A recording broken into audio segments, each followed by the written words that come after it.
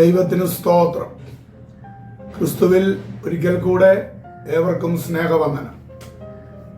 23-ാം സങ്കീർത്തനത്തിന്റെ 5-ാം വാക്യത്തിൽ സങ്കീർത്തനക്കാരൻ വീണ്ടും പാടുമ്പോൾ ശത്രുക്കൾ കാണെ നീ എനിക്ക് വിരുന്നൊരുക്കുന്നു എന്നാണല്ലോ. നിശ്ചയമായിട്ടും ദൈവത്തിന്റെ ജനത്തിന് ഇവിടെ ശത്രുക്കളുണ്ട് എന്നുള്ളത് യാഥാർത്ഥ്യമാണ്. കാരണം എന്തെന്നാൽ ക്രിസ്തുവിന് കൊടുത്തത് ക്രൂശാണല്ലോ. ക്രിസ്തുവിനെ പിൻപറ്റുവാൻ ഇറങ്ങിത്തിരിക്കുന്ന ഏതൊരു മക്കൾക്കും ആ ശത്രുതാ മനോഭാവത്തോടുകൂടെ ദുഷ്ടനായ പിശാച് പോരാടുന്നതായ അനുഭവങ്ങൾ ഉണ്ട് എന്ന് നമുക്ക് മനസ്സിലാക്കുവാനായിട്ട് സാധിക്കും. എന്നാൽ അതിന്റെ നടുവിൽ വിരുന്നൊരുക്കിക്കൊണ്ടാണ് തന്റെ ജനത്തെ ദൈവം നടത്തുന്നത്.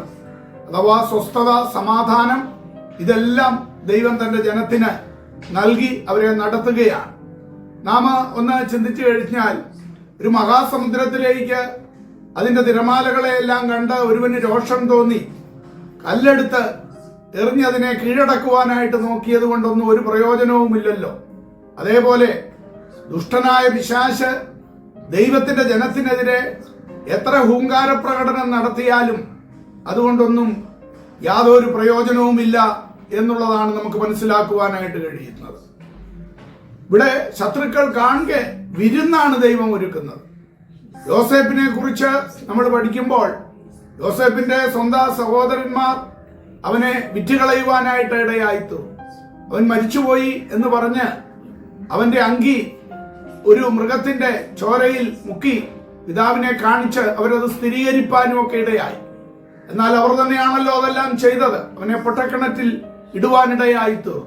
എന്നാൽ ദൈവം മിസ്രയീമിലെ മന്ത്രിയാക്കി യോസേപ്പിനെ ഉയർത്തുന്ന അനുഭവങ്ങൾ നമുക്ക് കാണുവാനായിട്ട് കഴിയുന്നുണ്ടല്ലോ. ആ മിസ്രയീമിലെ മന്ത്രിയായിരുന്ന സന്ദർഭത്തില് ഈ സഹോദരന്മാർ അവര് ആ കനാനിൽ നിന്ന് ഭക്ഷണം അന്വേഷിച്ച് അവിടെ കടന്നു ചെല്ലുന്നതും യോസേപ്പ് അവർക്ക് വിരുന്നൊരുക്കുന്നതും അതേപോലെ അവരുടെ ചാക്കുകളിൽ നിറയെ ആ ധാന്യങ്ങൾ നൽകി അവരെ പറഞ്ഞയക്കുന്നതും വീണ്ടും അവരുടെ പിതാവായ യാക്കോബിനെയും കൂട്ടി മിസ്രയീമിലേക്ക് കൊണ്ടുവരുന്നതും ആ ക്ഷാമകാലത്ത് അവരെ എല്ലാം ക്ഷേമമായി പോറ്റിയതുമായ വിധങ്ങൾ നമുക്കറിയാമല്ലോ. അതെ, നിശ്ചയമായിട്ടും ആ വിരുന്ന് ശത്രുക്കൾ കാണെ ഒരുക്കുന്നവനായ ദൈവമാണ് നമ്മുടെ ദൈവം. അതേപോലെ വീണ്ടും നമുക്ക് കാണുവാനായിട്ട് കഴിയുന്നത് ശത്രുക്കൾ കാണെ വിരുന്നൊരുക്കുന്നു, എന്റെ തലയെ എണ്ണ കൊണ്ട് അഭിഷേകം ചെയ്യുന്നു എന്നാണ്. രാജാക്കന്മാരെയും പുരോഹിതന്മാരെയും മറ്റുമൊക്കെ പഴയ നിയമത്തിൽ അഭിഷേകം ചെയ്യുന്നതിന് വേണ്ടി എണ്ണ ഉപയോഗിച്ചിരുന്നു. ദാവീദിനെ അഭിഷേകം ചെയ്യുവാനായിട്ട് ശമൂവേലിനെ അയക്കുന്നത് നമുക്ക് അറിയാമല്ലോ. ആ ഇശായിയുടെ ഭവനത്തിലെ ആരാലും ആദരിക്കപ്പെടാതെ കിടന്ന ദാവീദിനെയാണ് ശമൂവേലിനെ തൈലക്കൊമ്പിൽ അഭിഷേക തൈലവുമായി പറഞ്ഞയച്ച് സ്വർഗം അഭിഷേകം ചെയ്യുവാൻ, ഇസ്രായേലിലെ രാജാവായിട്ട് അഭിഷേകം ചെയ്യുവാനായിട്ട് ഇടയായി തീർന്നത്. 1 പത്രോസിന്റെ ലേഖനം 2:9 പറയുന്നു, നാം രാജകീയ പുരോഹിത വർഗമായിട്ടാണ് ദൈവം നമ്മെ തെരഞ്ഞെടുത്തിരിക്കുന്നതും അഭിഷേകിച്ചിരിക്കുന്നതും. 45-ാം സങ്കീർത്തനത്തിന്റെ 7-ാം വാക്യത്തിൽ ഇപ്രകാരം പാടുന്നു, നിന്റെ കൂട്ടുകാരിൽ പരമായി നിന്നെ ആനെന്ന തൈലം കൊണ്ട് അഭിഷേകം ചെയ്തിരിക്കുന്നു. ഇത് കർത്താവ് പിതാവിനാൽ അഭിഷിക്തനാകുന്നതിനെ കുറിച്ച് പറഞ്ഞിരിക്കുന്ന കാര്യമാണ്. 1 യോഹന്നാന്റെ ലേഖനം 2:20 പറയുന്നു, നിങ്ങളോ പരിശുദ്ധനാൽ അഭിഷേകം പ്രാപിച്ച് സകലവും അറിയുന്നു എന്നാണ് അവിടെ പറയുന്നത്. സത്യവിശ്വാസികൾ ക്രിസ്തുവിനാൽ അഭിഷേകം ചെയ്യപ്പെട്ടിരിക്കുകയാണ്. ദൈവം ക്രിസ്തുവിനെ പരിശുദ്ധാത്മാവിനാൽ അഭിഷേകം ചെയ്തിരിക്കുന്നു എന്നാണല്ലോ അപ്പോസ്തല പ്രവൃത്തികൾ 10:38 നാം കാണുന്നത്. അതേപോലെ ക്രിസ്തു സകല വിശ്വാസികളെയും പരിശുദ്ധാത്മാവിനാൽ അഭിഷേകം ചെയ്യുന്നു എന്നുള്ളതാണ്.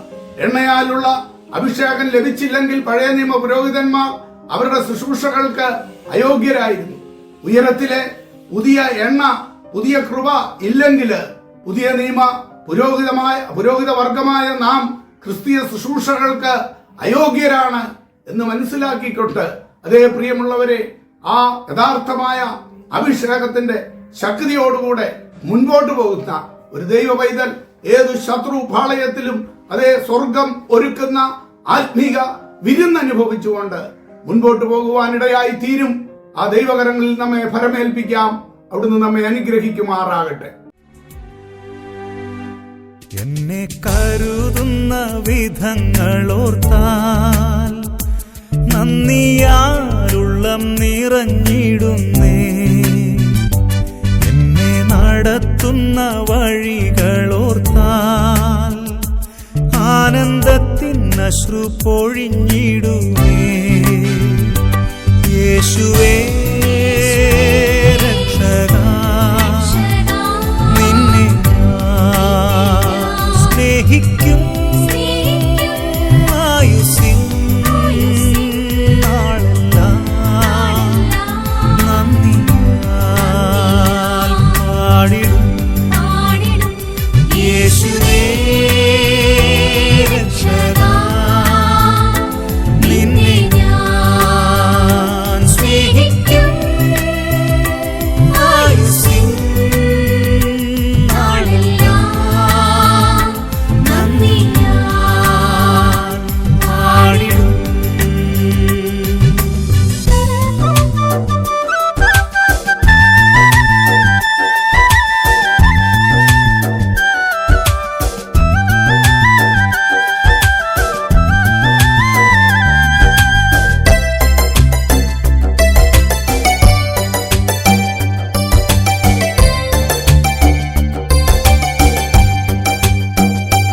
പാപക്കുഴിയിൽ ഞാൻ താണിടാതെ പാദം ഉറപ്പുള്ള പാറമേൽ നിർത്തി പാടാൻ പുതുഗീതം നാവിൽ തന്നു. പാടും സ്തുതികൾ എന്നേശുവിന്. യേശുവേ രക്ഷകാ, നിന്നെ ഞാൻ സ്നേഹിക്കും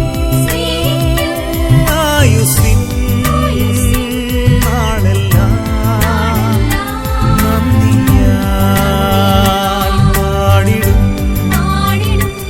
യേശുവേ രക്ഷകാ, നിന്നെ ഞാൻ സ്നേഹിക്കും ആയുസ്സിൻ നാളെല്ലാം നന്ദിയാൽ പാടിടും.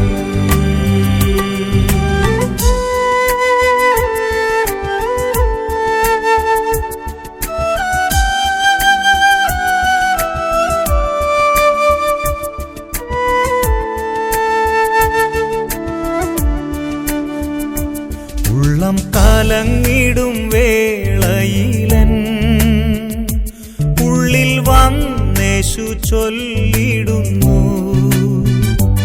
എല്ലും ഭയം വേണ്ട എൻ മകനെ, എല്ലാ നാളും ഞാൻ കൂടെയുണ്ട്. യേശുവേ